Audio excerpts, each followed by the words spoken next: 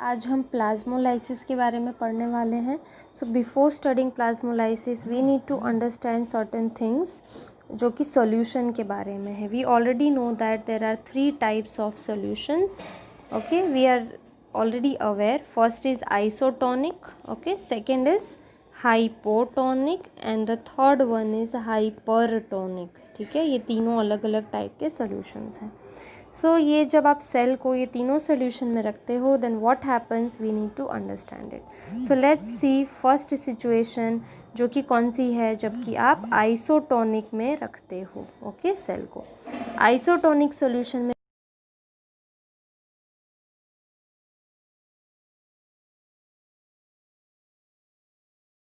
वो सेम होगा। देखो यहाँ पे एक सेल है, okay, you have kept a cell in this. चलो ये अंदर सेल रख दिया, there is a solution inside. How is the solution? Isotonic. Isotonic as compare to the cell. It means कि सेल के अंदर जो सॉल्यूट और सॉल्वेंट की क्वांटिटी है वो सेम क्वांटिटी ये सॉल्यूशन के अंदर भी है। सो ये सिचुएशन में क्या होगा, देखो मॉलिक्यूल्स प्रेजेंट है तो वो एक जगह स्टैग्नेंट तो रहेंगे नहीं, मूवमेंट तो होना ही है। सो मूवमेंट कैसे होगा, ध्यान देना, बिकॉज यहाँ पे जो एनवायरनमेंट है सॉल्यूट सॉल्वेंट का वो इक्वल है सेल के अंदर और सेल के बाहर। सो क्या होगा, ये लोग मूवमेंट तो करेंगे लेकिन जितने मॉलिक्यूल्स बाहर आएंगे उतने ही मॉलिक्यूल्स अंदर भी चले जाएंगे। It means it will be in equilibrium. ठीक है, जितना बाहर आएगा उतना ही अंदर आएगा। इक्विलिब्रियम कंडीशन यहाँ पे मेंटेन रहने वाली है। ये सिचुएशन में जबकि जितना चीज़ बाहर जा रहा है सेल के उतना ही अंदर आ रहा है। सो we can say in short that amount of endosmosis, जो कि अंदर जा रहा है जितना अमाउंट उतना ही बाहर आ रहा है, तो हम उसे क्या कहेंगे, इक्विलिब्रियम। और इस सिचुएशन में जो सेल है उसमें कोई भी चेंजेस देखने नहीं मिलेंगे। सो ये सेल को हम कहते हैं फ्लैसिड सेल। क्या कहते हैं? Flaccid cell. सेल फ्लैसिड कब होता है?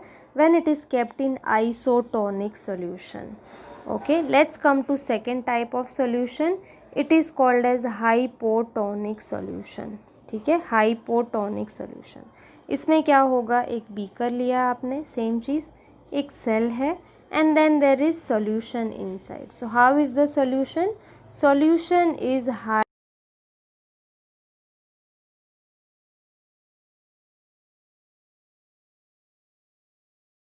ठीक है। So hypo you already know मतलब कि लेस।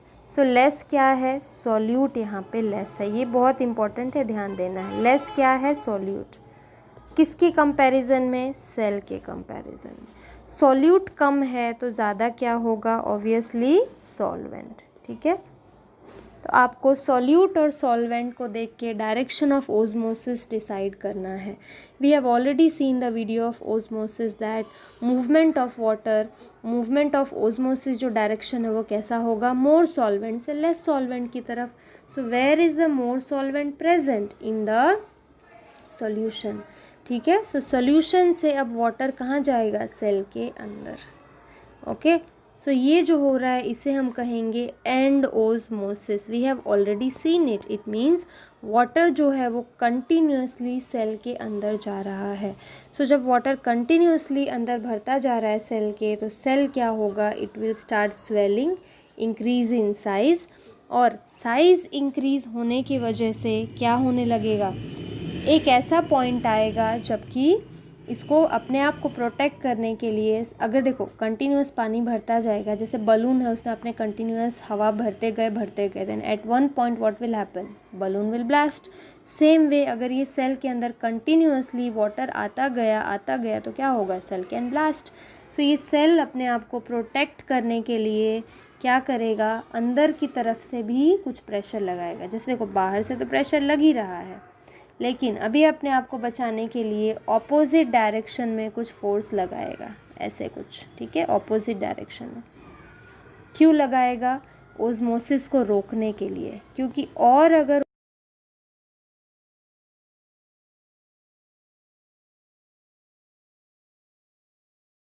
में आपने देखा है कि ओस्मोसिस को रोकने के लिए कोई भी प्रेशर लगे उसे कहते हैं ओस्मोटिक प्रेशर।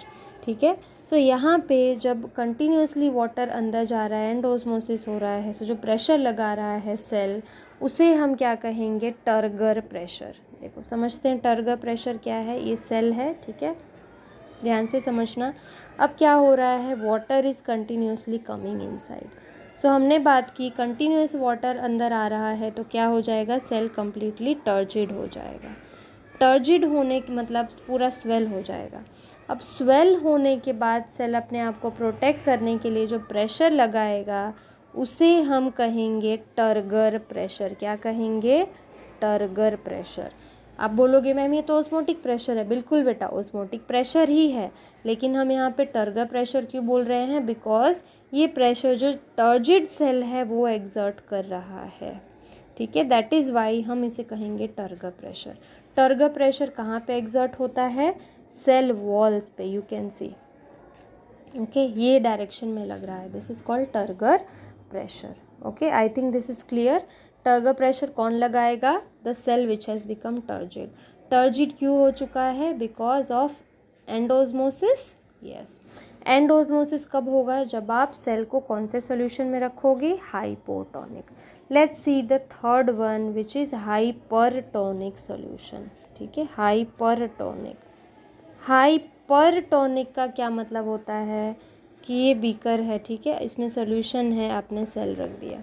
ये कैसा सॉल्यूशन है, hyper. We already know hyper मतलब कि मोर। मोर क्या है यहाँ पे, मोर इज सॉल्यूट, ठीक है। हाइपर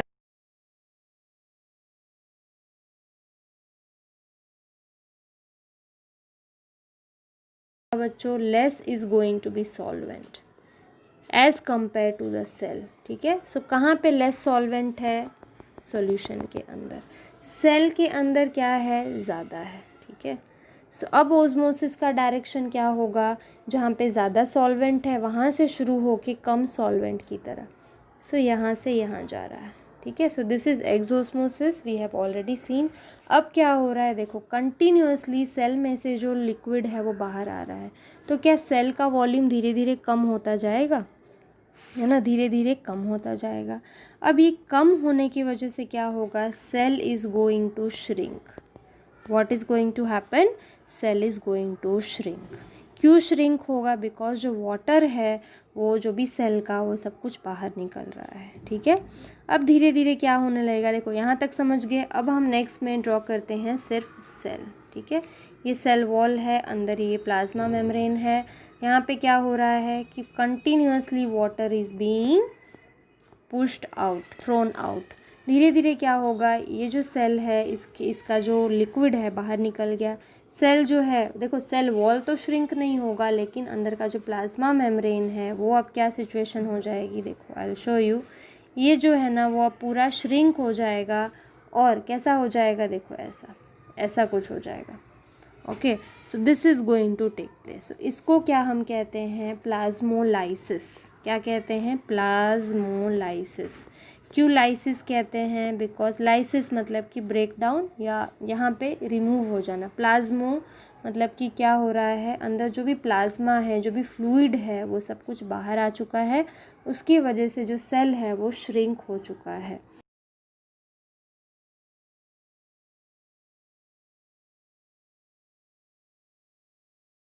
ये याद रखना है कि जब आइसोटोनिक में होगा तो सेल फ्लैसिड होगा, जब हाइपोटोनिक में होगा तो सेल क्या होगा, टर्जिड होगा।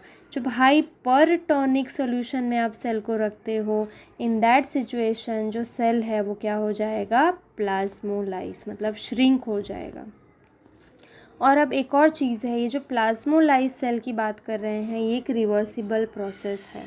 ओके, आपने हाइपरटोनिक सॉल्यूशन में जब सेल को रखा तो क्या हो गया, सेल में से जो भी कंटेंट था वो बाहर निकल आया, सेल जो है श्रिंक हो गया।